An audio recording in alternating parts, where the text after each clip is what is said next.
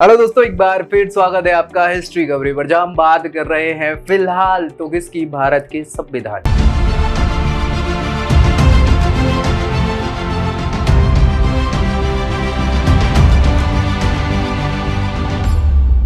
की। तो भारत के संविधान की हमने ओवरव्यू की पूरी बात कर ली है कि कैसे बना, क्या विकास हुआ, सारी चीजों की बात कर ली। अब सीधे सीधे प्रस्तावना भी पढ़ चुके हैं।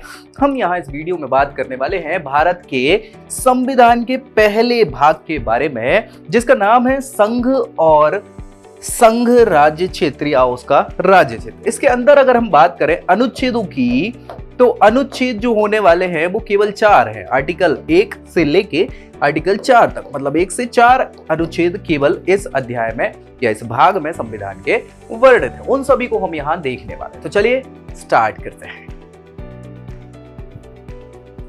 सबसे पहले आपको बता दें कि भैया भारत के संविधान का जो पहला भाग है उसका नाम बहुत अच्छे से याद रखना है, संघ और उसका राज्य क्षेत्र, है ना। ये गलत लिखा हुआ है यहाँ पे, तो क्षेत्र में ये हटा के ये कर दें, ठीक है। सो ये नाम है इसका, बहुत इंपॉर्टेंट है अपने आप में। क्यों? क्योंकि इसमें भारत की जो राज्य हैं, यानी भारतीय संघ है और उसके राज्य क्षेत्र जितने भी हैं उनके बारे में पूरे के पूरे प्रावधान करे हैं, ठीक है। सो सबसे पहले मैं आपको बता दूं कि यहाँ पे टोटल 4 आर्टिकल है, जो मैं बता चुका हूं कि आर्टिकल 1, 2, 3, 4 और चार के 4 आर्टिकलों का अपना अलग अलग महत्व है। सबसे पहले आर्टिकल से हम बात करें, ठीक है, तो चलिए थोड़ा सा मैं आपको यहाँ पे एक ओवरव्यू दे देता हूँ कि भाई भारत जो है, हमने इतिहास तो पढ़ ही लिया है पूरा, और इतिहास में हमने देखा था बिल्कुल प्राचीन काल से लेके जब तक आधुनिक भारत में हम आजाद नहीं हो जाते, अलग अलग नामों से इस देश को जाना जा रहा था, है ना। शुरुआत में बिल्कुल प्राचीन भारत में इस जगह को सैंधव प्रदेश भी कहा जाता था। सैंधव प्रदेश या सप्त सैंधव प्रदेश भी इसको कहा जाता था, सैंधव देश भी इसको कहा जाता था। फिर भाई आर्यंस आए और आर्यंस के आने के कारण इसको आर्यावर्त भी कहा गया। क्या कहा गया? आर्यावर्त, ठीक है। आर्यावर्त के बाद फिर इसको मगध देश भी कहा गया। मगध देश के बाद इसको मौर्य देश भी कहा गया। ऐसी बात नहीं है, बिल्कुल मौर्य देश भी कहा गया है। मौर्य देश के बाद कुषाण देश भी इसको कहा गया, ठीक है, कुषाण देश। भैया गुप्त देश भी इसको बोला गया है, गुप्त साम्राज्य के समय पे, है ना। फिर भैया हिंदुस्तान भी इसको बोल दिया गया, हिंदुस्तान, ठीक है। हिंदुस्तान के अलावा फिर हम लोगों ने भारत की बात करी और अंग्रेज जब आए सो इसको इंडिया बोला। और भी बहुत सारे अलग अलग नाम लोग बाग, ब्रह्मर्षि देश इत्यादि बोलते हैं। तो ये इतने सारे नाम। अब चूंकि भारत बन रहा था, भारत का संविधान बन रहा था, तो इस देश के इतने सारे नाम होते हुए भी कोई एक देश, पूरे विश्व में एक नाम होना चाहिए, इस देश का क्या होगा। तो इसी को लेके संविधान सभा में बहुत ज्यादा बहस छिड़ी है भाई। बिल्कुल छोटी बात नहीं है। पहले ही आर्टिकल जब भारत के नाम रखने की बात आई तो ही लड़ाइयां चालू हो गई। कुछ लोग बोलते थे, चाहते थे कि भैया बिल्कुल शुरुआती समय में, सभ्यताओं के समय में, चूंकि प्राचीन सभ्यता है और विकसित सभ्यता है दुनिया की, तो सैंधव देश नाम होना चाहिए। लोगों ने कहा नहीं यार, मजा नहीं आएगा। उन्होंने कहा चलो ठीक। लोग बोले नहीं, आर्यंस आए हैं और तब से ही लिखा पढ़ी, वेद ज्ञान इत्यादि आरंभ हुआ है, तो आर्यावर्त नाम कितना अच्छा रहेगा। लोगों ने कहा नहीं नहीं नहीं नहीं, नहीं बिल्कुल नहीं, ठीक है। मगध देश, इस समय तो पहली बार भारत को एक छत्र किया गया, अखंड भारत की कल्पना करी गई, तो क्यों ना मगध देश नाम रखते हैं।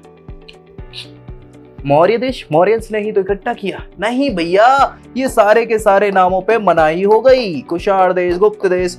अब लोग बाग इन 3 नामों पे बहस करने लग गए। वो 3 नाम थे, एक तो जो मध्यकालीन भारतीय इतिहास में पढ़ा वो है हिंदुस्तान। हिंदुस्तान के बाद बहुत सारे लोग भारत के नाम पे भी लड़ने लगे, और कुछ अंग्रेज लोग थे, जो अंग्रेज लोग मतलब जो इंडियंस ही थे, लेकिन अंग्रेजी सारे रौब स्वभाव में ढल गए थे, तो भैया उन्होंने कहा कि इंडिया भी बहुत अच्छा नाम रहेगा। इन 3 नामों पे बहुत ज्यादा बहस हुई, और इन 3 नामों में से फिर 3 में से 2 को, हिंदुस्तान को लोगों ने कहा कि रहने दो यार, क्योंकि हिंदुस्तान हिंदुओं का प्रतीक माना जाता है, और ऐसा तो है नहीं कि किसी एक धर्म की बात कर रहे हैं। भारत तो पंथ निरपेक्ष, सारे धर्मों को बराबर मान्यता देता है, इसलिए हिंदुस्तान अच्छा नहीं लगेगा। फिर बच गए 2, एक तो भारत और इंडिया। हिंदी वाले लोग चाहते थे कि नाम हो भारत, और इंग्लिश वाले लोग चाहते थे कि इंडिया। तो भैया लड़ाई हुई तो लड़ाई को रोके कैसे? तब जाके फाइनली अध्यक्ष महोदय ने लोगों को समझाया कि ओ भैया, ओ काहे लड़ रहे हो। उन्होंने कहा देखो महाराज, ऐसा है कि नाम क्या होना चाहिए, वो हिंदी भाषी लोग हैं, ज्यादातर हिंदी के लोग रहते हैं और सारी चीजें हैं, हिंदुस्तान नहीं तो इंडिया होना चाहिए। अंग्रेजी वाले लोगों ने कहा कि यार दुनिया भर में हिंदुस्तान तो नाम विकसित था ही, इंडिया नाम बहुत अच्छा लगेगा, इंग्लिश में सबको इजी भी होगा, सारा है छोटा सा नाम। तो उन्होंने कहा भैया मत लड़ो यार जबरदस्ती, तुम लोग तो बड़े लोग हो यार, बच्चे लड़ते हैं जी, दोनों रख लो ना मिलकर नाम, क्या ही दिक्कत है, क्या दिक्कत है। तो पहले आर्टिकल में भारत का नाम बताया गया और वो भारत का नाम क्या है, इंडिया। क्या नाम है, इंडिया, दैट इज भारत।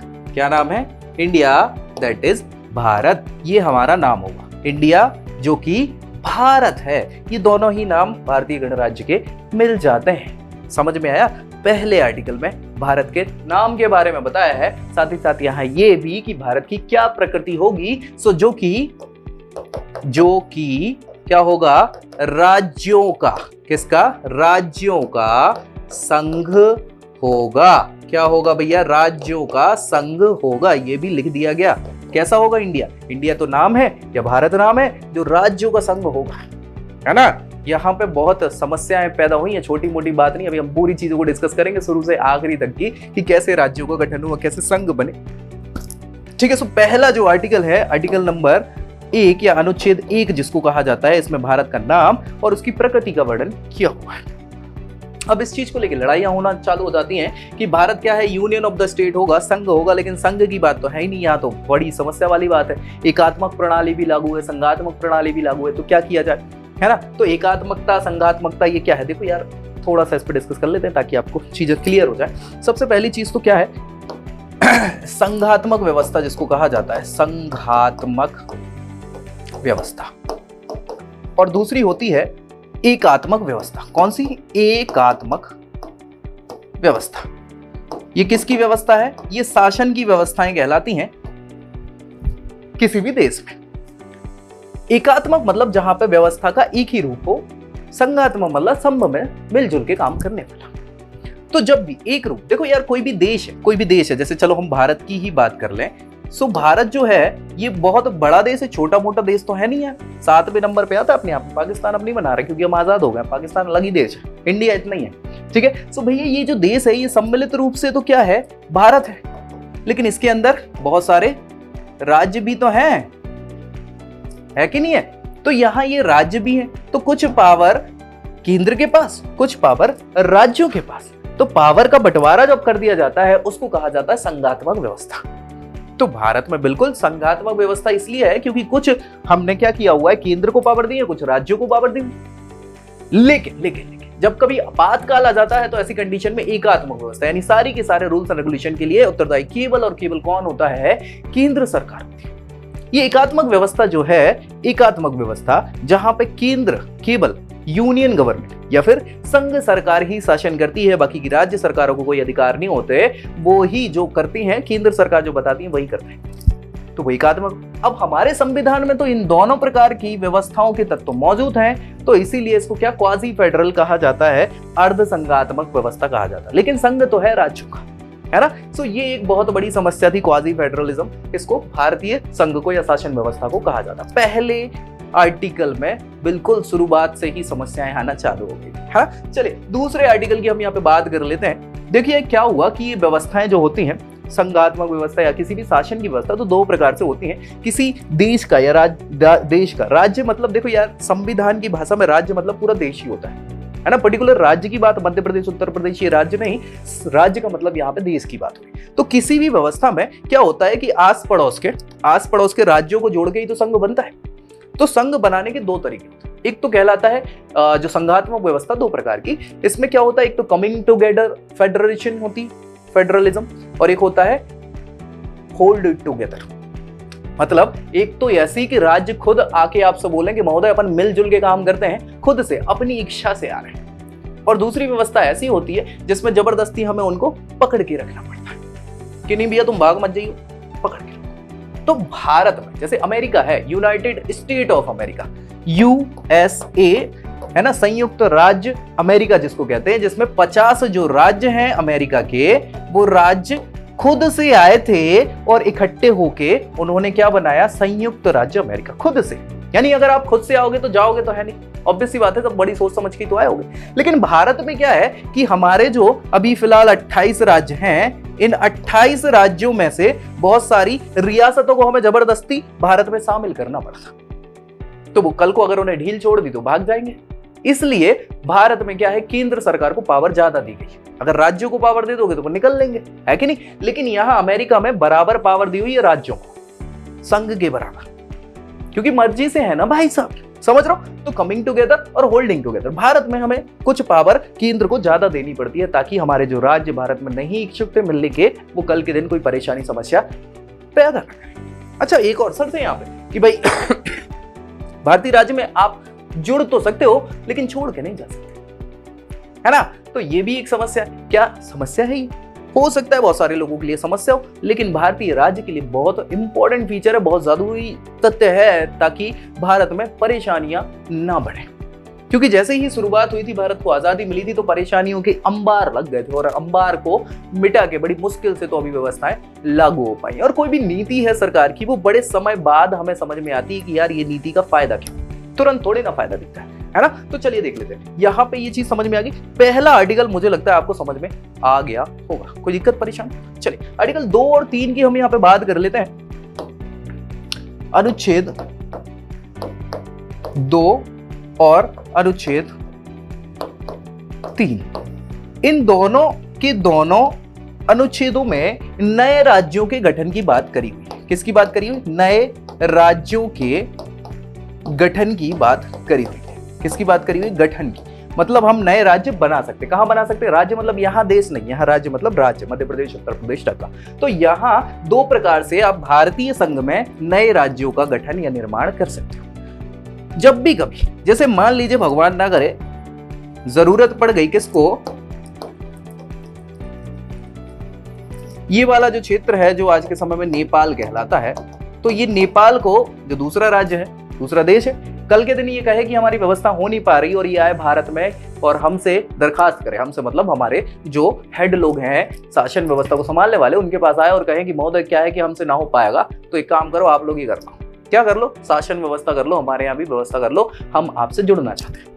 तो ऐसी कंडीशन में जब भी कभी बाहरी क्षेत्रों को भारतीय राज्य में मिलाने की आवश्यकता पड़े और उनको नए राज्य को घोषित करना पड़े या नए राज्य बनाना पड़े, किस जगह पे? बाहरी राज्यों को। तो ऐसी कंडीशन में हमें अधिकार ये अनुच्छेद नंबर 2 देता है, बाहरी राज्यों के निर्माण के लिए, ठीक है, भारतीय संघ में मिलाने के लिए।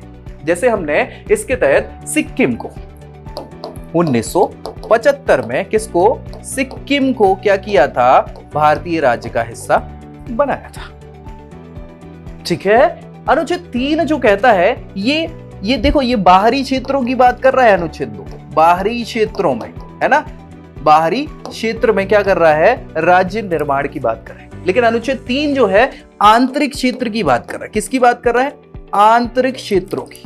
आंतरिक क्षेत्र यानी कि भारतीय राज्य के अंदर का जो ये मैप है, इसके अंदर जो भी राज्य हैं, इन राज्यों में 2 राज्यों को तोड़ के तीसरा नया राज्य बनाना, या 2 राज्यों को जोड़ के एक राज्य बनाना, कुछ राज्यों की सीमाएं लेके नया देश बनाना, राज्यों की सीमाएं बदलना, नाम बदलना इत्यादि, ये सारी चीजें जो हैं नए राज्यों के निर्माण के लिए हम कर सकते हैं। किसके द्वारा? इन अनुच्छेद 3 के द्वारा। जैसे भाई अभी कुछ समय पहले 2014 की बात कर लें, 2014 में आखिरी राज्य जो है 29वें नंबर का, कौन सा? 29वें नंबर का राज्य तेलंगाना। कौन सा? तेलंगाना अस्तित्व में आया, जिसको आंध्र प्रदेश से तोड़ के बनाया, है ना। सो ये आर्टिकल 3 के तहत, किसके तहत? अनुच्छेद 3 के तहत नया राज्य बना है। समझ में आई चीज? आई कि नहीं आई? आ गई ना। चलिए बहुत बढ़िया। अब भैया यहां पे चीजें आपको दिखा भी देता हूं, तो आप कहोगे अपने मन से ही सब बताते जा रहा हूं, ठीक है। तो पहला जो अनुच्छेद है, इसमें संघ का नाम और राज्य क्षेत्र का वर्णन है। इसमें बताया गया है कि भारत अर्थात इंडिया, दैट इज भारत, राज्यों का क्या है? संघ होगा। इसके अंतर्गत राज्य और उनके राज्य क्षेत्र वे होंगे, कौन से? जो पहली अनुसूची में निर्दिष्ट किए जाएंगे। पहली अनुसूची, 12 अनुसूची है ना भैया, तो पहली अनुसूची में पूरी की पूरी जानकारी है भारतीय क्षेत्रों के बारे में। तो वही क्या कहलाएंगे? भारतीय राज्य कहलाएंगे या राज्य क्षेत्र कहलाएगा, जो उस पहली अनुसूची में वर्णित होंगे, निर्दिष्ट होंगे, यानी लिखित होंगे, ठीक है। भारत के राज्य क्षेत्र में, राज्यों के राज्य क्षेत्र में। इसके अलावा पहली अनुसूची में विनिर्दिष्ट मतलब लिखित संघ राज्य क्षेत्र और ऐसे अन्य राज्य क्षेत्र जो अर्जित किए जाए क्या होंगे, समाविष्ट होंगे। किसमें समाविष्ट होंगे, भारत के राज्य क्षेत्र। कौन कौन से राज्यों के क्षेत्र, मतलब जो पर्टिकुलर राज्य बने हैं अनुसूची में वर्णित, और इसके अलावा जो अर्जित किए जाए मतलब जो बाहरी देश हमसे मिलने की इच्छा रखते हैं वो सभी क्या होंगे, समाविष्ट होंगे। किसके अंदर, भारतीय राज्य क्षेत्र के अंतर्गत। साफ सुथरे तौर पे यहाँ पहले आर्टिकल में ये चीज लिखी हुई है, कोई दिक्कत, बढ़े आगे। चले दूसरा आर्टिकल जो है नए राज्यों का प्रवेश या स्थापना की बात कर रहे हैं, लेकिन कौन सा वाला, बाहरी वाला। संसद, संसद वही संसद एक बहुत इंपॉर्टेंट मैं बात कर लूं आपसे कि अभिन्न अंग है भारतीय संविधान या शासन प्रणाली का, जो क्या करता है, विधि निर्माण का कार्य करता है। ठीक है, सो विधि द्वारा कौन बनाएगा विधि, संसद ही तो बनाएगी। संसद विधि द्वारा ऐसे निबंधनों और शर्तों पर, उनकी जो भी शर्त है ना, उन शर्तों पर जो वह ठीक समझे संघ में मतलब भारत में नए राज्यों का प्रवेश, प्रवेश मतलब कौन, बाहर है तभी तो प्रवेश कर रहे हैं, या उनकी स्थापना कर सकेगी। ठीक है, कौन करेगी, संसद करेगी विधि बना के।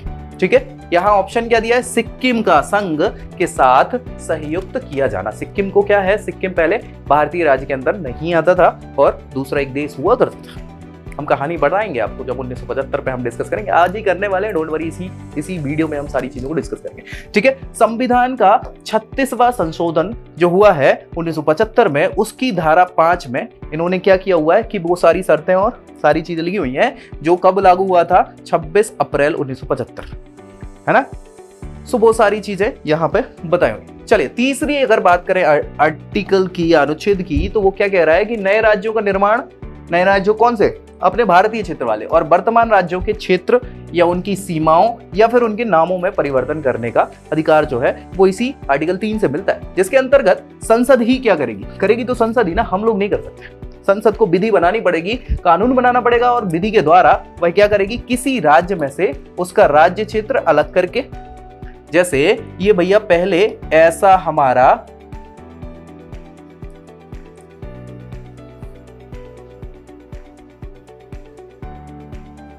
ठीक है, ये मध्य प्रदेश हुआ करता था, इसमें ये छत्तीसगढ़ वाला पोर्शन भी हुआ करता था, इसको हटा दिया गया, है ना। सो किसी क्षेत्र को अलग करके या फिर 2 या 2 से अधिक राज्यों या राज्यों के भागों को मिलाकर क्या कर सकते हैं, अथवा किसी राज्य से राज्य का क्षेत्र बढ़ा सकेगी, किसी राज्य क्षेत्र को घटा सकेगी, कौन, संसद। किसी राज्य को कम कर देगी, ज्यादा कर देगी, किसी राज्य की सीमाओं में परिवर्तन कर सकेगी, साथ ही साथ किसी राज्य के नाम में भी वह परिवर्तन कर सकती है। जैसे लक्षद्वीप निकाय जो भारतीय केंद्र शासित प्रदेश हुआ करता था, उसको क्या कर दिया, लक्षद्वीप नाम रख दिया, मद्रास का नाम चेन्नई रख दिया, है ना। तो ये नाम परिवर्तन करना, जैसे उत्तरांचल हुआ करता था उसको उत्तराखंड कर दिया, तो ये करने का काम कौन है, संसद है, कर सकती। किस आर्टिकल के तहत, आर्टिकल 3 के तहत नामों में परिवर्तन भी, सीमाओं में परिवर्तन भी, नए राज्यों को गठित कर सकती है, 2 राज्यों को तोड़ के या फिर क्षेत्रों को मिला के। कोई दिक्कत परेशानी किसी को भी। चलिए ये 3 हो गए आर्टिकल। अब भैया भारत में हमें क्या करना है कि नए राज्य बना लिए, चाहे वो आर्टिकल 2 से हो, 3 से हो। अब भाई साहब संसद बना रही है, और संसद अगर कोई काम करती है तो वो तो संविधान में परिवर्तन है कि नहीं है भाई। संसद ये काम कर रही है तो संविधान में संशोधन ही तो कर रही है, क्योंकि इसमें चीजें भी तो लिखना है, इधर से इधर नया क्षेत्र बनेगा तो उसको भी लिखना है। चेंज तो आ रहा है संविधान में, आ रहा है कि नहीं आ रहा, तो क्या इसको संविधान संशोधन माना जाएगा। तो यहाँ आर्टिकल 4 में यही चीज बहुत अच्छे से बता दी गई है कि अगर हमें कोई नए क्षेत्र बनाने हैं, कोई नए राज्यों को हम क्या कर रहे हैं, ले रहे हैं, तो ऐसी कंडीशन क्या लिखा है, ये तो तीसरे पार्ट का है कि भाई यहाँ पे संसद क्या करेगी, कैसे क्या सारी चीजें करेगी। चौथे में क्या है कि यहाँ पे अगर हम कोई नया राज्य बना रहे हैं तो उसके लिए सबसे पहले तो एक तो पहली अनुसूची है हमारी जिसमें पूरी की पूरी जानकारी है। इसके अलावा चौथी अनुसूची है जिसमें पूरे राज्य नया बनेगा, तो राज्य के लिए हमें सीटें भी तो विभाजित करनी पड़ेंगी, राज्यसभा और बाकी सारी। तो ये 2 अनुसूचियों में क्या करना है, संशोधन करना पड़ेगा। साथ ही साथ अनुपूरक, अनुषांगिक और पारिणामिक विषयों का उपबंध भी करना पड़ेगा, जो आर्टिकल 2 और 3 के अधीन बनाए गए नए राज्य हैं वो, है ना। लेकिन क्या क्या क्या क्या हम संशोधन कर रहे हैं तो क्या ये संविधान संशोधन कहलाएगा? तो इनने यहाँ पे लिख दिया है कि भैया अनुच्छेद 368 के प्रयोजन के लिए संविधान संशोधन इसको नहीं समझा जाएगा। क्यों नहीं समझा जाएगा? क्यों नहीं समझा जाएगा? तो भाई पहले ही लिख दिया कि बार बार चीजें चेंज हो रही हैं, पूरा का पूरा अधिकार संसद को, किसी राज्य को तो है नहीं, केवल केवल संसद को है ना। तो इसको संविधान संशोधन नहीं माना जाएगा इस कंडीशन में अगर कोई नया राज्य बनाया जाता है या अर्जित किया जाता है तो। कोई दिक्कत परेशानी किसी को भी, 4 आर्टिकल है, बहुत इंपॉर्टेंट। अब बात यही आती है कि हमने ये 4 चीजें तो कर ली, लेकिन कैसे भारत जो पहले 17 प्रांतों और 565 रियासतों में बटा हुआ था, कैसे भारत बना, क्या हुआ, और कैसे आज 28 राज्य आ गए और 8 केंद्र शासित प्रदेश हो गए। तो ये बहुत इंपॉर्टेंट है ये पूरी कहानी, क्योंकि राज्यों की बात कर रहे हैं तो यही हमें करनी पड़ेगी। तो उसके लिए हम सबसे पहले आपको 2-4 चीजों को यहाँ पर स्टार्ट कर देते हैं। देखो 1947 में जब भारत आजाद होने वाला था, भारत में ब्रिटिशर, भारत उसको कहा जाता था, टोटल 17 प्रांत हुआ करते थे। कितने? 17 प्रोविंसेस हुआ करते थे। पंजाब, सिंध, गुजरात, मराठा, द्राविड़, उत्कल, बंगा, विंध्य, हिमाचल, यमुना, गंगा, है ना। ये नाम सुने, ये प्रांत ही तो हुआ करते थे। तो भैया क्या क्या नाम थे? एक तो आपने अजमेर का नाम सुना होगा, अजमेर, मेरवाड़, मारवाड़ जिसको कहा जाता है ना। अंडमान निकोबार द्वीप समूह, ये अलग ही था, बिल्कुल ही अलग प्रशासनिक इकाई हुआ करती थी प्रांत के रूप में। असम, बलूचिस्तान जो पाकिस्तान को दे दिया गया, बंगाल, बिहार, बंबई को बॉम्बे कहा जाता था, मध्य प्रांत और बरार संयुक्त प्रांत। इसके अलावा कुर्ग, दिल्ली, मद्रास, उत्तर पश्चिम सीमा प्रांत, उड़ीसा, पिपलौदा, पंजाब और सिंध। ठीक है। तो भैया क्या किया कि 1947 में जब भारत और पाकिस्तान अलग बने तो 17 प्रांतों में से, क्या 17 प्रांतों में से 11 प्रांत किसको दे दिए गए? भारत को दे दिए गए। 3 प्रांत किसको दे दिए गए? पूरे पूरे पाकिस्तान को दे दिए गए। तो वो 3 प्रांत कम है इसलिए मैं बता देता हूं। एक तो सिंध पूरा दे दिया गया किसको? पाकिस्तान को। इसके अलावा ये बलूचिस्तान पूरा किसको दे दिया गया? पाकिस्तान को। और उत्तर पश्चिमी सीमा प्रांत भी किसको दे दिया गया? पाकिस्तान। ये 3 प्रांत पूरे पूरे पाकिस्तान को ही दे दिया। हमने कहा ले लो भैया, खुश रहो। ठीक है। अब 11 प्रांत के अलावा ये तो 14 हुए, 3 प्रांत और बच गए। तो 3 प्रांतों को आधा आधा कर दिया। आधा आधा किस किस को कर दिया? तो आपने बंगाल का नाम सुना होगा, पूर्वी बंगाल जो इलाका है वो किसको दे दिया? पाकिस्तान को, जो आज के समय में अब बांग्लादेश कहलाता है। पश्चिम बंगाल आज भी भारत के पास स्थित है। ठीक है। तो ये भारत। इसके अलावा ये जो पंजाब है, इसमें पूर्वी पंजाब भारत को दिया गया जो आज भारत के पास है, और पश्चिमी बंगाल जो है, माफी चाहूंगा, पंजाब जो है, पश्चिम पंजाब, ये पाकिस्तान को दिया गया जो बहुत उर्वर और उपजाऊ क्षेत्र है। ठीक है। इसके अलावा एक और है। कौन सा है एक और? ये जो असम है ना, असम के आसपास वाला सिलहट वाला प्रदेश जो है, ये आधा आधा कर दिया गया। तो आधा असम हमारे पास है, आधा किसके पास है? वो पूर्वी पाकिस्तान जो बांग्लादेश में वो। ठीक है। सो ऐसे 3 क्षेत्रों को या 3 प्रांतों को आधा आधा कर दिया गया। बाकी 11 प्रांत जो बचे हैं वो पूरे भारत के हुआ कर रहे थे, जिनको मिलके भारत। अब ये तो केवल प्रांत थे 17। इसके अलावा भैया 565, कितनी? 565 रियासतें हुआ करती थी। रियासतें मतलब देशी राजे रजवाड़े हुआ करते थे। ठीक है भाई साहब। तो इसमें से 13 हमने किसको दे दी? पाकिस्तान को। बाकी की 552 रियासतें जो हैं वो भारत में मिलाई गई। कितनी? 552 रियासतें। इन 552 में से 3 और कई बार बोलते हैं 4 रियासतें ऐसी हुआ कर रही थी जो बड़ी ही ढीठ किस्म की हुआ करती थी, जो मान ही नहीं रही थी भारत में शामिल होने का। तो जबरदस्ती करनी पड़ी अपने, है ना। और इस जबरदस्ती करने में भाई साहब इन 552 रियासतों को भारत में मिलाने का जो काम है, बिल्कुल हल्का पतला काम नहीं था। उस समय के जो गृह मंत्री हुआ करते थे, कौन हुआ करते थे गृह मंत्री? सरदार साहब हुआ करते थे, है ना। नाम तो सुना ही होगा आपने, सरदार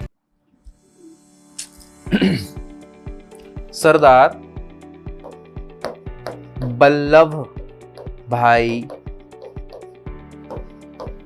पटेल साहब। ठीक है भैया। सो इनको भारत का लौह पुरुष भी कहा जाता है। इन्होंने ही वो जो 4 रियासतें थी, कौन कौन सी 4 रियासतें थी तो आपको मैं बता देता हूं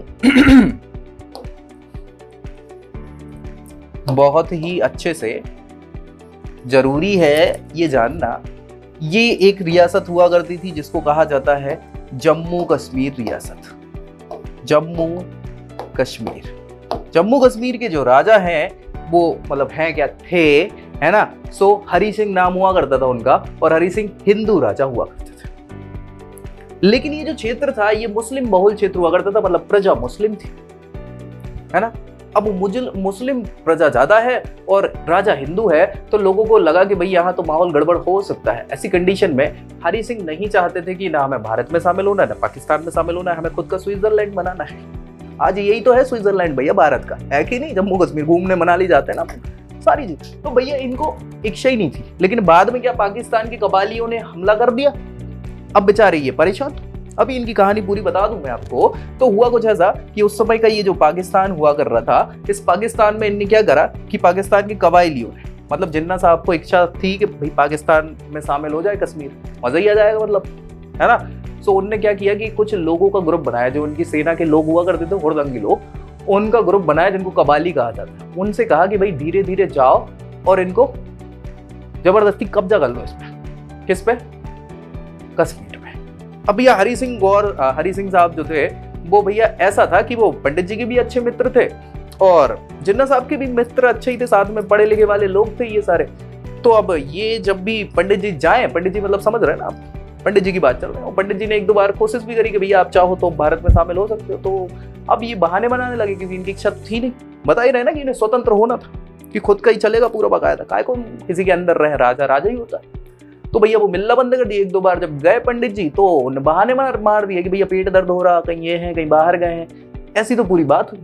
तो पंडित जी ने कहा कि यार ये व्यक्ति ऐसे तो मानेगा नहीं, अब नहीं मान रहा तो समय के साथ खुद ही समझ जाएगा। और वो हुआ भी ऐसे ही। क्या हुआ कि पाकिस्तान के लोगों ने अटैक कर दिया, कवाली जिन्हें कहा जाता है। अब अटैक कर दिया तो अब क्या ही कर लोगे आप, ना आपके पास सेना है डंकी ना कुछ है, क्या करोगे। तो फिर भैया कॉल आने लग गए कि महोदय बचा लो यार, देख लो जरा क्या है कैसा है। तो पंडित जी ने कहा कि अब हम जब कह रहे थे जब नहीं सुनी तुमने, अब क्या कर सकते, हमारे पास तो कोई ऑप्शन नहीं। और किस बेसिस पे बचा ले तुम्हें, ना तुम्हें भारत में शामिल होना ना पाकिस्तान में शामिल होना, तो हम क्यों इस मुद्दे पे बीच में दखल अंदाजी करें। कौन हो भाई साहब आप, हम जानते ही नहीं आपको। तो हरि सिंह ने कहा कि भाई साहब आज बचा लो, फिर बाद में हम समझ लेंगे। तो पंडित जी ने कहा नहीं भैया ऐसा समझना नहीं होता, तुम तो मिले ही नहीं थे ना हमसे, हम तो आए थे तुम्हारे पास, तुम्हारा तो पेट दर्द हो रहा था, तुम निकल भी गए थे, घूमने निकल लिए थे, है ना। तो उन्होंने कहा ठीक है भाई ये काम करते हैं कि हम हस्ताक्षर कर दे रहे हैं विलय पत्र पे भारत के सपोर्ट में, अब आके तो बचा तो लो, है ना। अच्छा एक समय तो ऐसा है कि भैया हरि सिंह बहुत ज्यादा परेशान हो गए। उन्होंने अपने सेनापति से ये बोल दिया था कि कबाली अगर सुबह तक हमारी कश्मीर पे, श्रीनगर उनकी राजधानी उस समय हुआ कर रही थी, कि श्रीनगर पे आके इन्हें अगर अटैक कर दिया, मतलब पहुंच ही गए थे बिल्कुल, जरा ही सा फासला 10-20 किलोमीटर का बचा था। तो उन्होंने कहा अगर भारतीय सेना हमें नहीं बचा पाई और कबालियों ने अटैक कर दिया, श्रीनगर को जीत लिया, तो हमें सोते में गोली मार देना, हमें जीना ही नहीं है ऐसा। लेकिन फिर पंडित जी से बात हो ही गई थी, तो उन्होंने भैया अपनी पूरे के पूरी आर्मी रात के रात बिल्कुल नौसेना वायुसेना पहुंचाई और कबालियों को किया खत्म। लेकिन तब तक क्या है कि भैया वो ये वाला क्षेत्र तो जीत चुके हैं। कौन? पाकिस्तान वाले कबाली। और बात तो यही है कि जब तक वो भारत का हिस्सा थे नहीं ना पाकिस्तान के थे, तो ऐसे तो युद्ध क्षेत्र होते रहते हैं जिसमें लड़ाई चलती है और विजित क्षेत्र उनका ही होता है। तो यही वो बाद में पाकिस्तान ऑक्यूपाइड कश्मीर कहलाया, पीओके कहलाया। लेकिन बाद में इनने, कश्मीर के शासक ने जो हरि सिंह थे, इनने विलय पत्र पे क्या कर दिया, विलय पत्र पे हस्ताक्षर कर दिया, ठीक है। और भारत का अभिन्न अंग बन गया कश्मीर, ठीक है। कोई दिक्कत परेशानी? ऐसे ये कहानी और हम आपको बता दें। कहानी की शुरुआत मैं आपको सच बताऊं तो होती इस जगह से है। इस जगह को कह रहे हैं जूनागढ़। क्या कह रहे हैं? जूनागढ़। जूनागढ़ जो है ये गुजरात में है, आज भी भारत के अंदर है। जूनागढ़ में अपोजिट बिल्कुल उल्टी कंडीशन हुआ करती थी जैसे कश्मीर में थी। हुआ ये था कि जूनागढ़ में जो जनता थी वो हिंदू जनता थी और वहां के शासक जो है वो मुस्लिम थे। तो बात ये हुई कि भैया एक काम करो कि यहाँ पे अपन क्या करवा लेते हैं, जनमत संग्रह करवा लेते हैं, मतलब चुनाव करवा लेते हैं, जनता से पूछ लेते हैं किसके साथ मिलना है, क्या ही दिक्कत है, जनता जहां बोले कि कर देंगे, क्या ही। लेकिन जूनागढ़ के राजा तो भैया इतने बड़े व्यक्ति हुआ करते थे, वो भैया फैन थे। किसके फैन थे? जबरा फैन थे, जिन्ना साहब थे, है ना। जिन्ना साहब ने उन्हें पता नहीं क्या भर दिया था, भबर तेज भर दिया था कि भैया आप आओ जूनागढ़ में सम्मिलित हो जाओ, आपको हम बहुत सुविधाएं देंगे, ये वो फलाना डिमाका। तो वो तो बड़े खुश। अच्छा दूसरी एक अच्छाई जो थी वो राजा में ये थी कि पशु प्रेमी हुआ करता था। पशु प्रेमी के साथ साथ कुत्ते प्रेमी ज्यादा हुआ करते थे, मतलब भांति भांति के कुत्ते थे उनके पास। और उनने सोचा कि भैया एक काम करें कि यार, अच्छा मित्र तो पंडित जी के भी थे, ये भी थे, ऐसी तो बात है नहीं कि यार क्या ही बात करूं। सो इनने कहा जिन्ना साहब ने इन्हें मना लिया कि आप क्या करो, पाकिस्तान में शामिल हो जाओ, हम आपको बहुत सारी सुविधाएं दे देंगे, ये वो फलाने वाला। मान गए। अब इनने कहा कि यार पंडित जी भी आएंगे और पंडित जी को हम मना कर नहीं पाएंगे, कैसे कर दें। तो रातों रात इनने भागने का प्लान बना लिया। कहाँ? पाकिस्तान में। इनने पूरा खजाना अजाना इकट्ठा करा, कुत्ते भर लिए, टॉमी शेरू आ जाओ, जल्दी आओ जल्दी आओ, और ऐसे भागे हैं भैया कि सीधे जब कराची पे उतरे हैं, उतर के इनने टॉमी शेरू जिमी सब निकाले। इनने कहा अरे यार बीवी बच्चे तो भूल ही गए भाई जल्दी जल्दी में। तो इतनी तेज थे कि बीवी बच्चे भूल जाते, कुत्ते नहीं भूले, है ना। फिर बाद में जब इनका बेटा था वो बचा ही था, लेकिन छोटा था, अल्पवयस्क था, तो वहां पे जनमत संग्रह कराया गया जूनागढ़ में। और जनता चूंकि हिंदू थी तो उनने हिंदुस्तान यानी भारत को चुना, तो यहाँ जूनागढ़ में जनमत संग्रह करे जनमत संग्रह करवा के इसको भारत में मिला लिया गया। अपोजिट कंडीशन यहाँ थी, तो पाकिस्तान वाले चाह रहे थे कि यहाँ भी जनमत संग्रह कराओ, क्योंकि यहाँ जनता मुस्लिम वाली ज्यादा है और वो वोट हमें करेगी, पाकिस्तान में मिलने को करेगी। ठीक है, तो ये कंडीशन थी, इसके कारण लड़ाई झगड़े बढ़ गए। एक और कहानी है यहाँ की। ये जो जगह है उस समय हैदराबाद कहलाता है। क्या कहलाता है? हैदराबाद। और हैदराबाद के निजाम हुआ करते थे। कौन हुआ करते थे? निजाम हुआ करते थे। ये भैया उस समय इनने कांग्रेस को बहुत चंदा दिया है, तो कांग्रेस वाले डरते थे इनसे। दूसरी चीज समस्या ये थी कि इनकी खुद की आर्मी थी, खुद के इनके प्रिंटिंग प्रेस हुआ करते थे, मतलब नोट छाप, खुद के नोट और सिक्के सब चलते थे, मतलब बहुत बड़े शक्तिशाली हर प्रकार से भारत में उस समय की बहुत बड़ी रियासत हुआ करती थी, है ना, निजाम की। तो भैया इनसे बोला गया कि भाई साहब आपको क्या करना है, भारत में शामिल हो। इन्होंने कहा नहीं होना है। कहाँ होना है? बोले पाकिस्तान में होना है। क्या बात कर रहे हो? बोले यार पाकिस्तान में शामिल होकर कैसा लगेगा यार? तो बोले नहीं, हम तो ऊपर से पुल बनवा लेंगे, इधर से सीधा पाकिस्तान का पुल बनवा लेंगे। अब पंडित जी ऐसे में क्या ही कर लेते हैं। तो उनने क्या करा, उनने कहा पटेल साहब से कि भैया देखो इस आदमी को मान तो रहा नहीं है, क्या ही करो। पटेल साहब बहुत अच्छे व्यक्ति हुआ करते थे, देखो भाई बहुत अच्छे से बात करते थे, साफ सुथरी बात करते थे कि भैया हाँ या ना करो, फालतू में लड़ाई झगड़ा या टाइम वेस्ट मत करो। तो वो दो हाथ रखते थे, दो हाथ में एक में अच्छा और एक में बुरा, एक में डंडा, दूसरे में तोहफा। उनने कहा भाई तोहफा तोहफा तोहफा, लाया लाया लाया, क्या चाहिए भैया? अच्छे से मान रहे हो कि बुरे से मान रहे हो? तुमने कहा नहीं भाई अच्छे से तो हम मान नहीं रहे, और बुरे से तुम मनवा के दिखाओ। तो पटेल साहब को गुस्सा आ गई, बोले अच्छा ऐसी बात है, रुक जाओ भैया, हाँ हेलो ऐसा है कि भैया देख लो जरा इनको, ये मान नहीं रहे। तो ऑपरेशन पोलो करा क्या, है ना, और भैया रातों रात फोड़ा गया है। फिर तो जबरदस्ती फिर निजाम साहब को भी क्या है, पुलिस कार्रवाई के द्वारा क्या क्या किया गया, भारत संघ में मिला लिया गया, है ना। अच्छा ये सब तो ठीक है, यहाँ बिल्कुल बीचों बीच, ये बीचों बीच की बात है, भोपाल रियासत मध्य प्रदेश, सुना ही होगा, राजधानी है भाई साहब। भोपाल के नवाब भी नहीं मान रहे थे, है ना, भोपाल के नवाब भी नहीं मान रहे थे। सबसे आखिरी रियासत मानी जाती है 1 जून 1949 को ये विलय पत्र पे साइन करते हैं और भारत के अभिन्न अंग बनते हैं, बिल्कुल बीचों बीच। सोचो यार कैसा लगता उस समय का भारत, जब ये सभी लोग पाकिस्तान में जाते तो बीच बीच से तो हमें निकलना पड़ता, पाकिस्तान पड़ता बीच बीच, यहाँ से नाक के जाते कि नहीं पाकिस्तान, क्या ही। तो बड़ी मुश्किल से इन सबको एक करके हमने भारत बनाया है, हमने मतलब पटेल साहब ने, इसीलिए उनको लौह पुरुष कहा जाता है और उनकी बहुत मान्यता है। ठीक है भाई, अब ये बात तो हो गई, ठीक है कि ये भारत बन गया, लेकिन उस समय अलग व्यवस्था थी। ये तो मैंने आपको प्रांत और उस समय की रियासतों की बात करी, लेकिन उस समय जो राज्य थे, जो विस्तार चल रहा था, या उस समय जो अंग्रेज या ब्रिटिश भारत का जो शासन हुआ करता था वो भी राज्यों में था। हमने बोल तो दिया कि उस समय प्रांत हुआ करते थे, हुआ तो करते ही थे, रियासतें भी हुआ करती थी, लेकिन उस समय जो अंग्रेज शासन करते थे वो भी राज्यों के माध्यम से कर रहे थे। किसके माध्यम से? राज्यों के माध्यम से। और राज्यों के 4 प्रकार हुआ करते थे, type A B C D, है ना। तो ए प्रकार के राज्य, बी प्रकार के राज्य, सी प्रकार के राज्य और डी प्रकार के राज्य। कैसे थे ये राज्य? तो ए प्रकार के राज्य हुआ करते थे प्रांत, जो ब्रिटिश प्रांत हुआ करते हैं बड़े बड़े, वो सब ए राज्य हुआ करते थे, ए कैटेगरी के राज्य हुआ करते थे। बी कैटेगरी के राज्य थे बड़ी बड़ी देशी रियासतें, उनको बी कैटेगरी बताया गया। सी कैटेगरी में छोटी छोटी रियासतों को इकट्ठा करके प्रशासनिक व्यवस्था चलाते थे, वो राज्य सी कैटेगरी में आते थे। और डी कैटेगरी में मात्र एक ही राज्य हुआ करता था, अंडमान निकोबार वाला, क्योंकि ये यहाँ पे प्रशासनिक व्यवस्था की अलग से व्यवस्था करनी पड़ती। ठीक है, सो ऐसे करके भारत में क्या है, राज्यों की व्यवस्था हुआ करती। कौन कौन से राज्य थे, क्या थे, इस पे हम डिस्कस अब भी करने वाले हैं। चलिए देख लेते हैं, ठीक है। तो ये तो हमने कहानी चर्चा कर ही ली थी ना, कर ली थी कि नहीं कर दी भाई। 1947 में जब हम आजाद हो रहे थे तो स्वतंत्रता अधिनियम आया था ना 1947, उसमें बताई गई सारी चीजें। क्या बताई गई कि भाई कैसे क्या होगा। प्रांतों को बोल दिया कि या तो भारत में शामिल हो या पाकिस्तान में शामिल हो। रियासतों को 3 ऑप्शन दे दिए, भारत, पाकिस्तान या स्वतंत्र होने के। तो रियासतें स्वतंत्र होना चाहती थी, तभी तो ये सारा कांड हुआ है ना। तो उसके बाद ही सारी चीजें ये हो गई। अब भैया बाद में हुआ क्या कि 1956 का ये भारत नहीं है, ये आज का भारत है, थोड़ा सा चेंज है बस, है ना। यहाँ पे क्या कर दिया गया है, ऐसा और विभाजन कर दिया गया है। अब ये राज्य ना होके क्या हो गया है, ये केंद्र शासित प्रदेश हो गया। बाकी ये भारत का आज का ही तो नक्शा है। ठीक है, तो भैया उस समय जो 4 प्रकार के अलग अलग राज्य हुआ करते थे, उनकी हम अगर चर्चा करें तो भाई साहब का ये सभी संख्या में 29 थे। क्या 29 राज्य हुआ करते थे। कब, प्रशासन के समय अंग्रेजों में। भाग का जो टाइप ए के जो राज्य हुआ करते थे वो कौन कौन से थे, तो भैया 9 राज्य हुआ करते थे। बी कितने हुआ करते थे, ये भी बी टाइप के भी 9 राज्य हुआ करते थे। सी टाइप में 10 राज्य हुआ करते थे। कितने, कहीं लिखा है, नहीं लिखा, मैं बता देता हूं, 10 थे। और अंडमान निकोबार एकमात्र डी में, भाग डी का राज्य हुआ करता था। यहां मैंने आपको टेबल बना दी है ताकि आपको समस्याएं ना आए। तो ये देख पा रहे होंगे आप कि भाग का के जो राज्य हैं उस समय के, वो एक तो असम, बिहार, बंबई, मध्य प्रदेश, मद्रास, उड़ीसा, पंजाब, संयुक्त प्रांत और पश्चिम बंगाल। ये भाग का के बड़े बड़े प्रांत हुआ करते थे।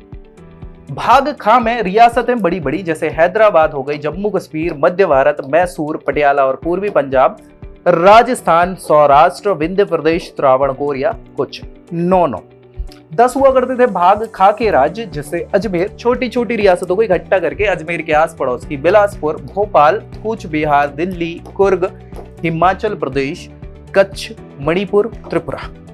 और एकमात्र घा में, भाग घा का अंडमान निकोबार द्वीप समूह हुआ करता था राज्य। तो ऐसे भैया कुल 18, 10, 28 और 29 राज्य टोटल ब्रिटिश भारत के समय चल रहे थे। ठीक है, कोई दिक्कत परेशानी किसी को भी किसी भी प्रकार से।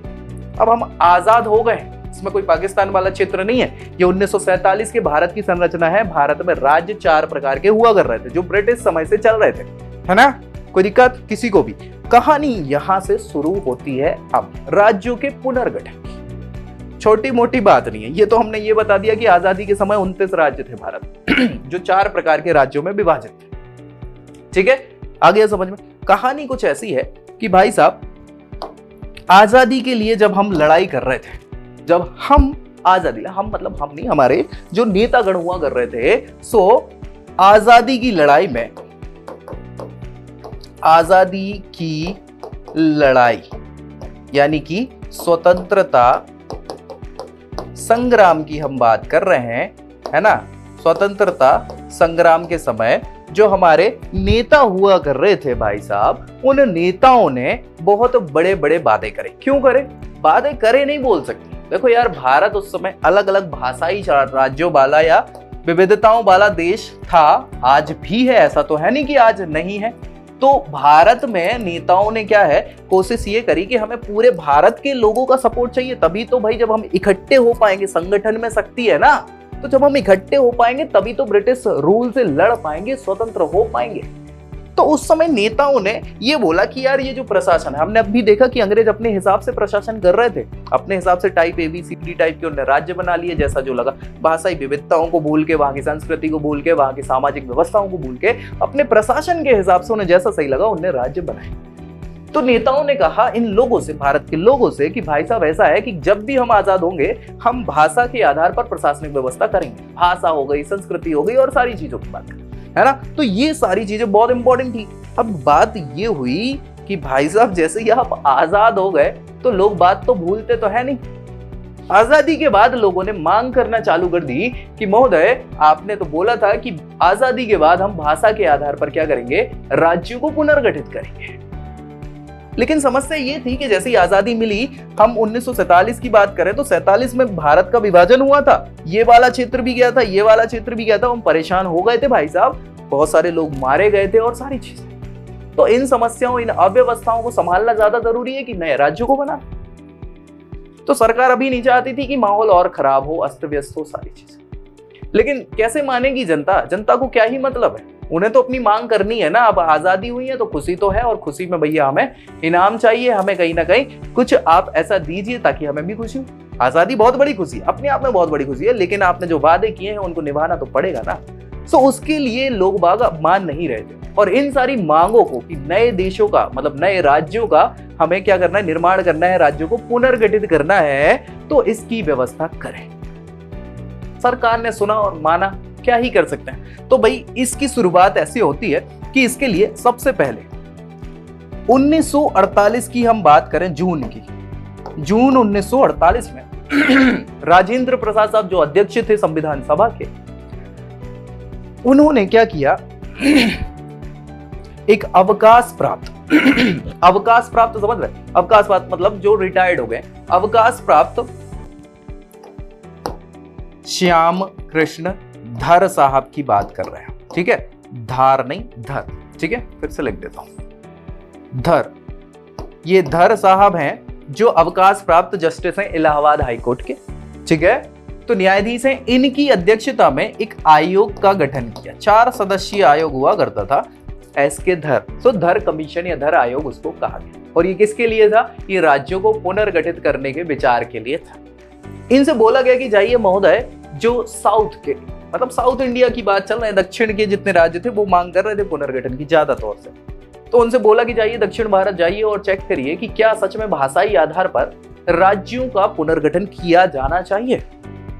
धर साहब गए, घूमे फिरे, मस्ती मजाक करी, बाकायदा ऐसी बात नहीं, मस्ती मजाक करी, मतलब आराम से पूरा प्रशासन उन्होंने देखा, पूरे दक्षिण भारत को घूमा और वहां जाना, समझा पहचाना, वो सारी चीजें हुई। और फाइनली ये 6 महीने बाद मतलब दिसंबर 1948 में वापस आते हैं और अपनी रिपोर्ट को पेश करते हैं। रिपोर्ट पेश करने पर इनके द्वारा साफ सुथरे शब्दों में कहा गया कि भाई साहब महोदय, चाहिए तो मतलब अगर जरूरत आपको लग रही है तो प्रशासनिक तौर पर राज्यों का पुनर्गठन आप कर सकते हो, जरूर कर सकते हो, कोई समस्या नहीं है, लेकिन भाषा के आधार पर राज्यों का पुनर्गठन मुझे नहीं लगता कि अभी इसकी जरूरत है भारत को। तो भैया भाषा के आधार पर राज्यों के गठन के लिए इन्होंने मना कर दिया। किसने? धर आयोग ने मना कर दिया। अब भैया वापस जब पता चली ये खबर कि रिपोर्ट में तो मना कर दिया, यार यहां तो बड़े अच्छे से बोल रहे थे कि हाँ देखते हैं समझते हैं, और जो तो लोग फिर गुस्सा हो गए और लोगों ने फिर हंगामा चालू कर दिया। अब हंगामा चालू हुआ, हंगामा तो फिर क्या ही करोगे भाई। पंडित जी लोग को दिख रहा था कि यार अभी अभी भारत बना, लड़ाई झगड़े करोगे, कल के दिन फिर से ना छीन ले, ये नई व्यवस्था कर पाए तो प्रशासन नहीं कर पाए तो ये दिक्कत है। तो इनने कहा क्या ही करें यार, इनकी रिपोर्ट में भरोसा नहीं कर सकते हैं भाई, इतना विरोध हो रहा है, मतलब ये रिपोर्ट सही नहीं होगी, हो सकता है, तो क्या करें, इनको छोड़ो, अपन खुद ही चलता है। तो पंडित जी ने 2 लोगों को और साथ में लिया, एक तो जवाहरलाल नेहरू, वल्लभ भाई पटेल साहब गृह मंत्री, और पट्टाभी सीतारमैया। कौन कौन? जेबीपी, इसको आयोग नाम दिया गया तीनों के पहले नाम के आधार पर। कब बनाया इसको? दिसंबर 1948 में ही। कौन कौन? जवाहरलाल नेहरू,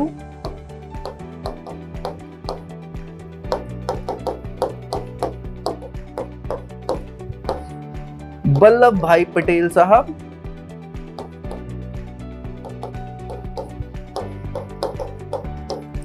और पट्टाभी सीतारमैया। क्या? पट्टाभी सीतारमैया, रमैया वस्तावैया। ठीक है, सो पट्टाभी सीतारमैया, जेबीपी इनके नाम से ये आयोग का नाम पड़ा। दिसंबर 1948 में इसको गठित किया गया, और ये लोग भी गए साउथ में, दक्षिण भारत में बाकायदा घूमे फिरे, और इनने भी देखा। और 4 महीने बाद, ज्यादा समय तो था नहीं इनके पास, तो अप्रैल 1949 हो गया भाई साहब, है ना। दिसंबर खत्म, जनवरी आई, नया साल लग गया 1949। इनने अपनी रिपोर्ट पेश करी और बाकायदा बोला कि यार सही तो कह रहा था वो भला मानुस, कोई जरूरत नहीं है भाषाई तौर पर अभी राज्य बनाने की, प्रशासनिक तौर और बाकी चीजों को देख के हम बना सकते हैं, लेकिन भाषाई आधार पर तो है। तो भैया जब इन्हीं लोगों ने तो हाँ किया था और इन्हीं लोगों ने मना कर दिया है, तो अब क्या ही बोले जनता, कुछ बोलेगी क्या बोले। कुछ समय शांत बने रहे। अचानक से 50 आने वाला, 1950 और 51 में चुनाव होने थे, और चुनाव होते हैं तो नेता आते हैं, और नेता आते हैं तो झूठे वादे करते हैं, और वादे करते हैं तो भैया लोगों को लगता है कि यार चलो शायद कुछ हो जाए। साउथ में फिर वही चीज थी, कांग्रेस के नेताओं ने फिर बोला कि अगर इस बार हम सत्ता में आए तो भैया भाषा के आधार पर राज्य जरूर बनाएंगे। चुनाव हुए, कांग्रेस जीत गई, और जीत गई तो फिर लोगों को लगा कि भैया अब बनाएंगे ये राज्य, तो उन्होंने फिर माहौल चालू कर दिया कि भैया बनाओ, कब बनाओगे भाई साहब, कब बनाओगे। ऐसी कंडीशन में 1952 हो गया। और 1952 की हम बात करें, 1952 में मद्रास में आता था उस समय, है ना, ये वाला पूरा इलाका, ये मद्रास प्रेसिडेंसी हुआ करता था, ठीक है। सो ये मद्रास प्रेसिडेंसी के अंतर्गत तेलुगु भाषी, क्या तेलुगु भाषी लोग जो हैं इन्होंने विद्रोह किया। क्या ही किया, इसके जो विद्रोह के जनक थे, मतलब जो लीडर हो रहे थे, वो कांग्रेस के नेता ही थे भाई साहब, जिनका नाम है पोटी श्री रामुलु। क्या नाम है? रामुलु। पोटी श्री रामुलु ने, गांधी जी के फैन थे वो, ऑब्वियस सी बात है, बुजुर्ग व्यक्ति है, और गांधी जी का बिल्कुल स्वतंत्रता संग्राम में कंधे से कंधा मिला के सपोर्ट किया है। तो गांधीवादी विचारधारा वाले व्यक्ति थे, गांधी जी के सत्याग्रह वाले फैन थे। इनने कहा हम भी सत्याग्रह करेंगे, अनशन करेंगे, खाना नहीं खाएंगे जब तक नया राज्य नहीं बना दो। तो अब रोटी थोड़ी है कि तुरंत बन जाएगी, नया राज्य बनाना छोटी मोटी बात है क्या? तो ऐसी कंडीशन में भैया रामुलु साहब ने अनशन चालू कर दिया, और अनशन चालू किया तो वो बैठे रहे अनशन पे। 10 दिन बीत गए। अब वो टेंशन में कि भैया कोई आ रहा है कि नहीं आ रहा, ऊपर से कोई खोज खबर ले रहा है कि नहीं लिया। लोगों से पूछा तो उन्होंने कहा कि है, लग तो रहा है कि आएंगे आएंगे, आप तो करो, कंटिन्यू करो। 20 दिन हो गए, फिर किसी ने नहीं सुनी। 30 दिन हो गए, महीना भर निकल गया भाई साहब। अब बेचारा आदमी परेशान। 40 दिन, 50 दिन, 56वें दिन अनशन के कारण मृत्यु हो जाती है, लेकिन कांग्रेस वाले नहीं आते देख कुछ। अब इससे क्या हुआ कि जब वो व्यक्ति आपके लिए, लोगों के लिए, क्योंकि तब तक तो भाई जमावड़ा लग चुका था, लोग आपके सपोर्ट में आ चुके थे, साउथ के लोग एटलीस्ट, तेलुगु भाषी सारे के सारे लोग। और जैसे ही उनकी मृत्यु हुई, अब हंगामा चालू कि भैया वो व्यक्ति कांग्रेस का लीडर हुआ करता था, जब उस लीडर के लिए कांग्रेस के बड़े लोग नहीं आ पाए तो हम तो जनता हैं, क्या ही सोचेगी, क्या ही सरकार करेगी, कुछ नहीं करने वाली। जो हंगामा हुआ है, जो हड़तालें हुई हैं, जो बंद हुआ है, जो उपद्रव हुआ है, अब भैया पंडित जी से नहीं रहा गया। उन्होंने कहा कि रुक जाओ भाई साहब, ये दिसंबर 1952 की बात है। उन्होंने कहा बिल्कुल बिल्कुल हम बनाएंगे नया राज्य, हम बनाएंगे राज्य, पक्का बनाएंगे, आई शपथ। और फिर इसके बाद फाइनली भाषा के आधार पर पहला राज्य बन जाता है। कौन सा? आंध्र प्रदेश। क्या बनता है? आंध्र प्रदेश। आंध्र प्रदेश भाषा के आधार पर बनने वाला पहला और वैसे 14वें नंबर का राज्य हुआ करता था। 14वें नंबर का। जैसे ही एक राज्य बना आंध्र प्रदेश भाषा के आधार पर, तो भारत में तो भैया लोग ऐसे ही हैं कि प्रसाद बंटता है फ्री की चीज के लिए तो सब हाथ आगे बढ़ा देते हैं। तो पूरे भारत में लोग बाग आ गए कि हमें भी तो दो, भाषाई आधार पर हमें भी राज्य बनाओ, हमारी भी अलग भाषा है, सब कुछ है, इन्हीं को क्यों? जब ये मांग उठना चालू हुई, ये बात है अक्टूबर की, 1 अक्टूबर की बात है शायद 1953 में, है ना। पहला भाषाई आधार पर राज्य, वैसे 14वें नंबर का आंध्र प्रदेश बन गया। भारत में 14 राज्य, लेकिन उन 14 राज्यों में प्रशासनिक व्यवस्था के हिसाब से अंग्रेजों ने जैसा किया था, उसमें भाषाएं इधर उधर हो रही थी, तो सबने चालू कर दिया हमें भी फिर से पुनर्गठित करो, नया राज्य बनाओ, सारी चीज। अब जो पूरे भारत में इसका विद्रोह हुआ, विरोध होना चालू हुआ राज्यों को बनाने को लेके, तो क्या ही कर सकते हैं पंडित जी? कर सकते हैं क्या? 2 महीने बाद, मतलब अक्टूबर के 2 महीने बाद, यानी दिसंबर की बात चल रही है भाई साहब, तो दिसंबर 1953 में फिर से जस्टिस महोदय हैं, जिनका नाम है फजल अली, जस्टिस फजल अली साहब।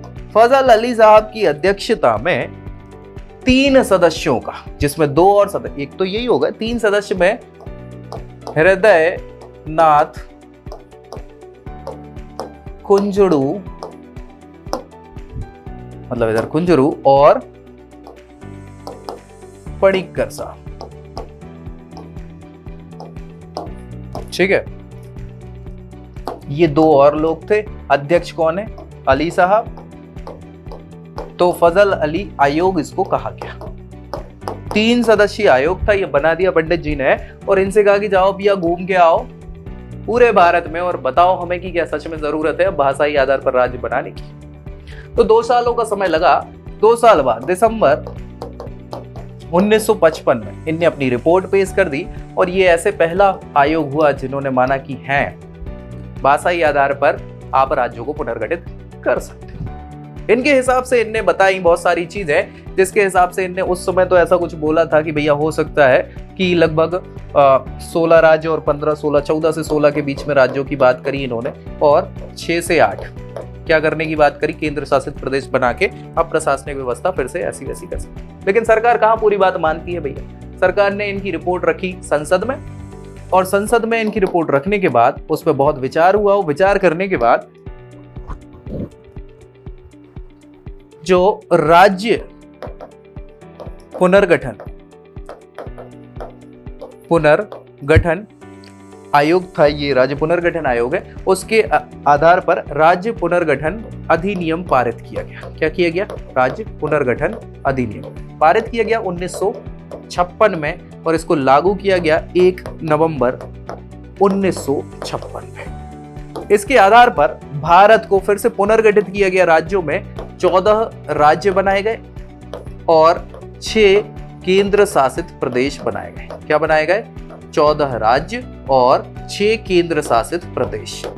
अब भैया भारत में कब की बात है? 1956 की, जब 14 राज्य हुआ करते थे और 6 केंद्र शासित प्रदेश हुआ करते थे। लेकिन आज की हम बात करें, मतलब आज कब की, 2022 की बात कर लें तो भाई साहब यहाँ 14 की जगह 28 राज्य हो गए, है ना, और 6 की जगह 8 केंद्र शासित प्रदेश हो गए। तो ऐसे कैसे अचानक से इतने सारे चेंजेस आ गए, कैसे राज्य बने, कैसे राज्य पुनर्गठित हुए, चलिए एक बार देख लेते हैं। सबसे पहले तो हम देखेंगे वो कौन से 14 राज्य और 6 केंद्र शासित प्रदेश थे जो 1956 में राज्य पुनर्गठन आयोग के द्वारा बनाए गए थे। ठीक है, समझ में आ रही हैं चीजें कि नहीं आ रही हैं? भाई लंबा तो नहीं होता जा रहा है चीजें, देखो बहुत इंपॉर्टेंट है भाई, अपने आप में बहुत इंपॉर्टेंट चीजें। ठीक है, चलिए तो स्टार्ट कर लेते हैं यहाँ पे। ये तो सारी हमने बात आपको कहानी पूरी बताई दी है, इसमें तो कोई मतलब है ही नहीं है। ठीक है, जेबीपी कमेटी हो गई और सारी चीजें हो गई, अभी फजल अली आयोग साहब आएंगे। ठीक है, और इसके बाद सारी चीजें होंगी। तो 14 राज्य और 6 केंद्र शासित प्रदेशों की बात करें तो राज्य अभी इसमें 6 हैं, अगली स्लाइड में और बाकी के हैं। केंद्र शासित प्रदेश की हम बात करें तो अंडमान निकोबार, दिल्ली, हिमाचल प्रदेश, लक्षद्वीप, मिनिकॉय, अमीन द्वीप, ये द्वीप समूह हुआ करता था, मणिपुर और त्रिपुरा, ये 6 केंद्र शासित प्रदेश थे। आंध्र प्रदेश, बिहार, बंबई, असम, जम्मू कश्मीर, केरल, इसके बाद मध्य प्रदेश, मद्रास, मैसूर, उड़ीसा, पंजाब, राजस्थान, उत्तर प्रदेश और पश्चिम बंगाल, ये 14 राज्य हुआ करते थे भारत में, यानी 14 राज्य और 6 केंद्र शासित प्रदेश। ठीक है, कोई दिक्कत परेशानी? यहां भी मैं 6 केंद्र शासित प्रदेश फिर से लिख रहा हूं। अंडमान एंड निकोबार, दूसरा क्या था? दिल्ली, तीसरा क्या था?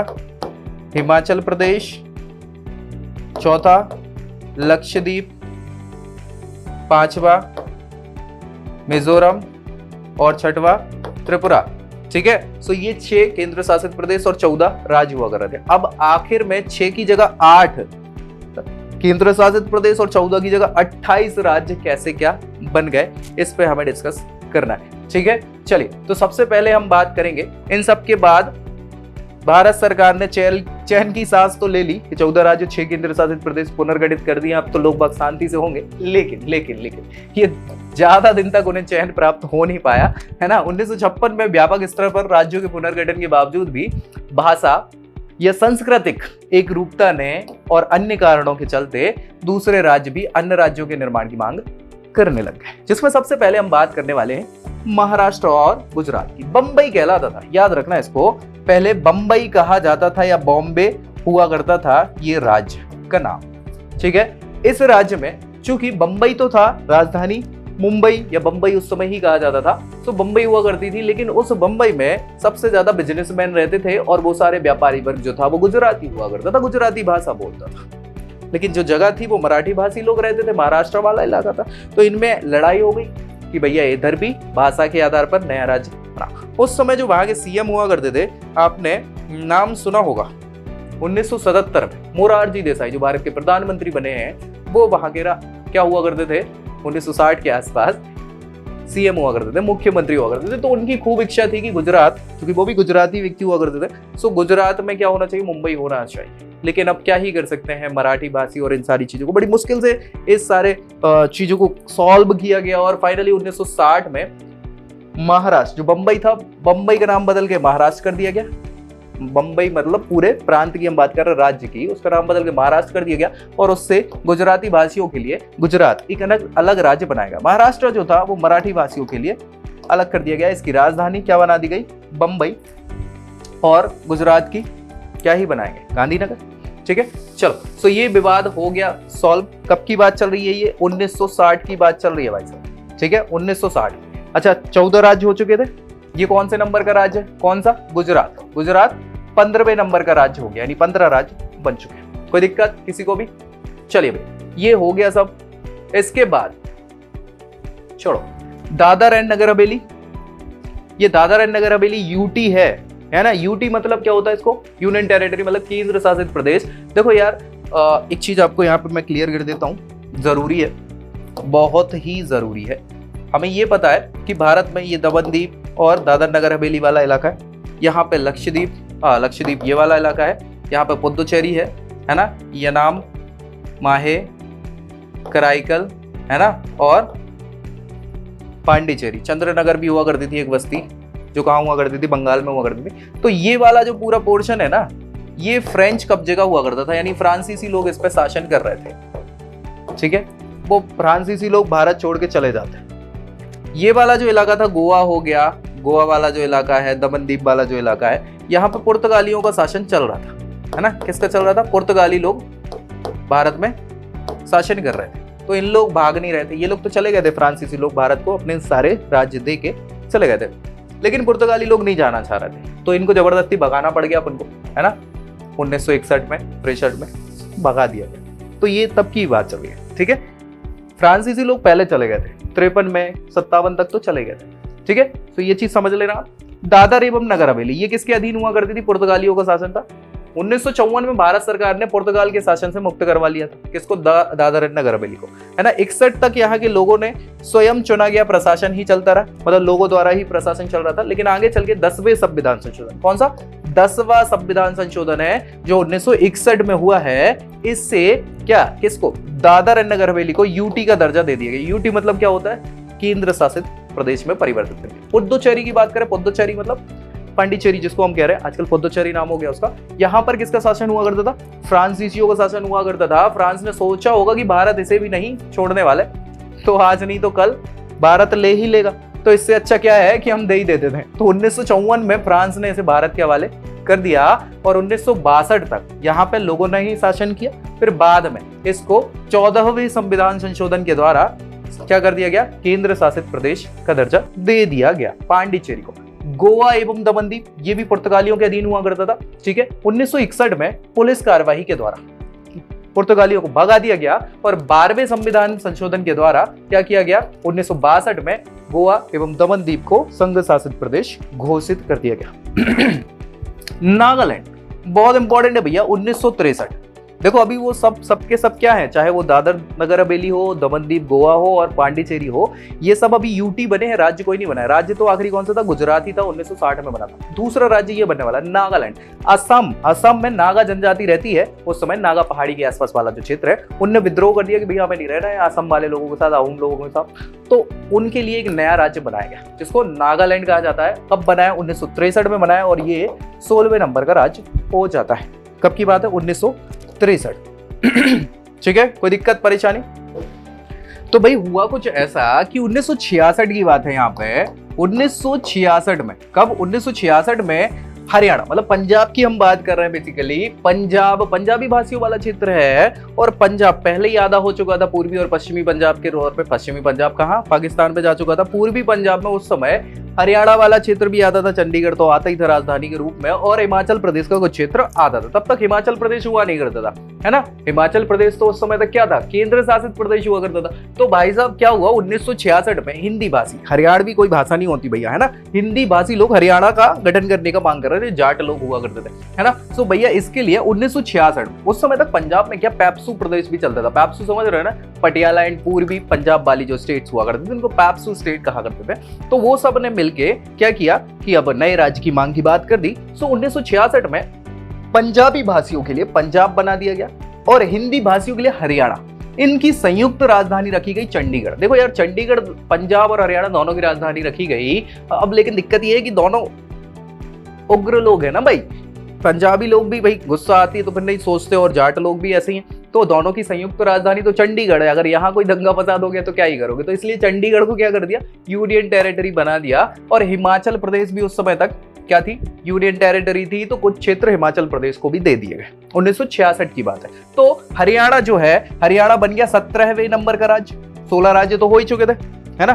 15वां राज्य गुजरात और फिर 16वां नागालैंड, 17वां क्या, हरियाणा।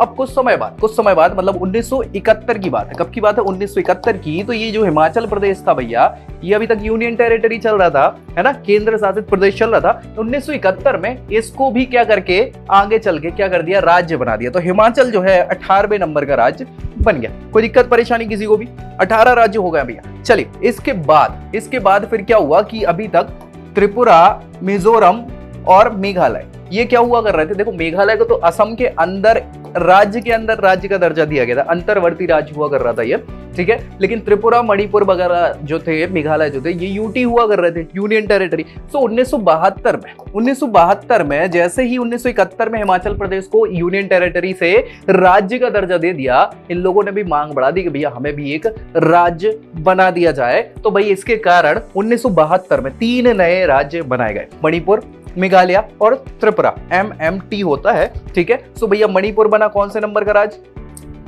कौन से नंबर का, अरे 18 हो गए थे, 19वां नंबर हो गया मेघालय, 20वां नंबर हो गया और 21वां नंबर किसका हो गया, त्रिपुरा का। तो भाई साहब 3 राज्य बन गया 1972 में। कुछ समय माहौल शांत रहा, ठीक ठाक रहा, कोई समस्या थी नहीं। लेकिन अभी भैया अभी क्या होने वाला है, अभी कुछ ये होने वाला है कि जो सिक्किम है, कब की बात है, 1975 की। 1975 में सिक्किम को भारत का राज्य नहीं हुआ करता था, इसको भारतीय राज्य में शामिल किया गया, ठीक है। सो 35वें संविधान संशोधन के द्वारा, कौन सा, 35वां संविधान संशोधन अधिनियम 1975 के द्वारा पहले तो भारतीय संघ में मिलाया गया, भारतीय संघ का हिस्सा बनाया गया, ठीक है। फिर उसके बाद 36वें संविधान, एक संविधान बाद, है ना, 36वें नंबर का जो संविधान संशोधन किया गया 1975 में ही इसको किया गया है, इसको भारतीय राज्य का दर्जा दे दिया गया। किसको, सिक्किम को। तो सिक्किम कौन से नंबर का राज्य हो गया 1975 में, 22वें नंबर का। पहले भैया एक राजशाही हुआ करती थी, ठीक है, जिसमें क्या हुआ था, चोंग्याल वंश का शासन हुआ करता था, ठीक है। फिर इसको बाद में क्या किया गया, क्योंकि ऐसा मानने में आ रहा था भाई 1975 के आसपास इमरजेंसी भी लगी थी, तभी रॉ को फॉर्म किया गया था। और रॉ ने ऐसा कहा था कि भैया चाइना वाले कुछ तूफानी करने की कोशिश कर रहे हैं, किसके लिए, सिक्किम के लिए। तो इससे पहले की कुछ दिक्कत परेशानी हो, भारतीय राज्य ने क्या किया कि यहाँ पे बहुमत मतलब जनमत संग्रह कराया और वहां की जनता को लगा कि भारत में मिलना फायदेमंद होगा। चोंग्याल वंश के शासक को भी समझाया कि भैया कायदे में रहोगे तो फायदे में रहोगे। तो वो भी समझ गए कि भैया फायदा अपना इधर ही भारत में रहने से होने वाला है, तो भैया वो भारत में शामिल हो गए। 1975 में इनको शामिल कर लिया गया। कहाँ पे, भारतीय राज्य में 22वें नंबर का राज्य बन गया है। कौन बन गया है अब, सिक्किम, ठीक है। 35वां और 36वां संविधान संशोधन पूछ लिया जाता है, इसलिए याद रखना है। फिर भैया मिजोरम जो अभी तक यूनियन टेरिटरी हुआ कर रहा था, अरुणाचल प्रदेश यूनियन टेरिटरी हो रहा था और गोवा यूनियन टेरिटरी हो रहा था, ठीक है। अरुणाचल प्रदेश तो एक प्रकार से असम के अंदर नेफा कंट्री मतलब नेफा राज्य के अंदर रह रहा था। तो फिर इनकी बात करें तो 1986 की बात है। कब की बात है, 1986 और कुछ समय 87 अगर हम मान लें तो इस समय मिजोरम कौन से नंबर का, 23वें नंबर का राज्य बना। अरुणाचल प्रदेश 24वें नंबर का और 25वें नंबर पे गोवा जो अभी तक क्या हो रहा था, यूनियन टेरिटरी हुआ करती थी उसको राज्य का दर्जा दे दिया गया। कब की बात है? 1987 की बात है भाई साहब, ठीक है। 25वां राज्य बना दिया गया। इसके बाद ये 3 राज्य बनने वाले हैं, छत्तीसगढ़, उत्तराखंड और झारखंड। ये बात है सन 2000 की। कब की? 2000 की, नवंबर 2000 की। अब भैया छत्तीसगढ़ बनाया मध्य प्रदेश से अलग करके 1 नवंबर के दिन। उत्तराखंड बनाया 9 नवंबर के दिन, और 15 नवंबर को बिहार से झारखंड नया राज्य बनाया गया। ये उत्तर प्रदेश से उत्तराखंड बना था, एक्चुअली उत्तरांचल बना था, और उत्तरांचल का नाम बाद में उत्तराखंड कर दिया गया। तो भाई साहब 25 हो गए थे, 26वें नंबर का राज्य छत्तीसगढ़ बन गया मध्य प्रदेश से अलग करके 1 नवंबर 2000 को। 9 नवंबर 2000 को उत्तर प्रदेश से उत्तरांचल नाम का 27वां राज्य और 28वां राज्य झारखंड बिहार से अलग करके 15 नवंबर 2000 को बना दिया गया। तो 3 नए राज्य बने। तो ये भैया 2000 तक का मामला बिल्कुल क्लियर आउट हो गया। इसके बाद क्या हुआ भाई साहब कि आखिरी 29वां राज्य बनना था तेलंगाना। ये जो है ये 2 जून की बात है, 2 जून 2014। कब की? 2 जून 2014 की बात है। इसको नया राज्य बनाया गया 2014 में, और 29वें राज्य के रूप में ये क्या हो गया? शामिल हो गया, ठीक है। 29 राज्य हो गए और भारत में 6 केंद्र शासित प्रदेश हो गए। कितने? 6 केंद्र शासित प्रदेश। कब तक की बात चल रही है ये? केंद्र शासित प्रदेश। कब की बात है भाई साहब? कब की बात है ये बात है 2014 की। लेकिन फिर अचानक से कुछ 2019 की बात है, अगस्त की।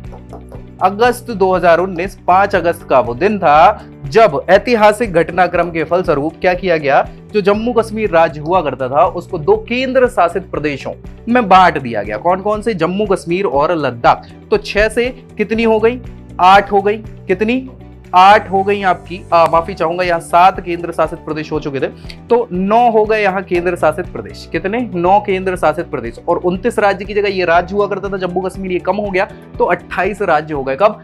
2019 में। फिर इसके बाद कुछ हुआ कि 2020 में दमन दीव और दादर नगर हवेली को एक कर दिया गया, एक ही यूनियन टेरिटरी केंद्र शासित प्रदेश कर दिया। तो ऐसा करके 26 जनवरी 2020 की अगर हम बात करें तो भाई साहब भारत में राज्यों की संख्या कितनी हो गई? 28, और केंद्र शासित प्रदेश कितने हो गए? 8। कितने? 8। तो ये अभी तक की घटनाक्रम है पूरी भारत की, यानी 36 प्रशासनिक इकाइयां हैं टोटल भारत, जिन पे कैसे क्या शासन करना है, क्या करना है, ये पूरी कहानी हमने यहाँ पे डिस्कस कर ली है। पूरा का पूरा भाग 1 हमने बहुत अच्छे से डिस्कस कर लिया है। अब नेक्स्ट वीडियो में हम भाग 2 पे जाएंगे, जो है नागरिकता। कैसे क्या नागरिकता ली जा सकती है, कैसे त्यागी जा सकती है, क्या क्या उपबंध है नागरिकता के, संविधान के दूसरे भाग में बताए गए। तो मिलते हैं नेक्स्ट वीडियो में, हम बात करेंगे नागरिकता की। तब तक के लिए जय हिंद।